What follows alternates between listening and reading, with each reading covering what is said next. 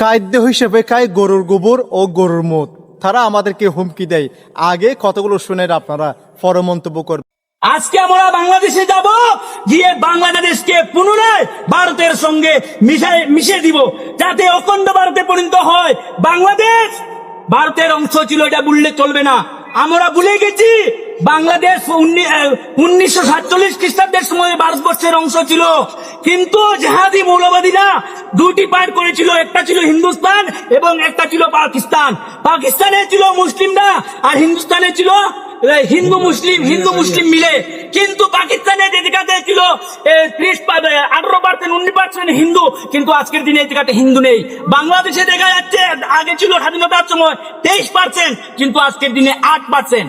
এইসব দেখে আমরা তার কথা শুনে বুঝতে পারলাম সে প্রতিদিন অন্তত 5 লিটার করে গরুর মুত খায় পানির বদলে, আর 10 কেজি হয়তো বা গরুর গোবর খায়।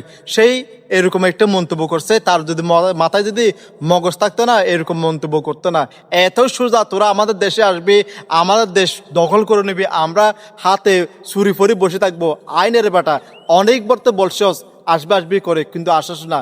এবার আয় একেবারে ফুটকি দিয়ে বাস ঢুকে দেবে শালার বেটারা। কি ভাবস আমাদেরকে? তোদের মতো গরুর মুত খাই, গরুর গোবর খাই শালার বেটারা।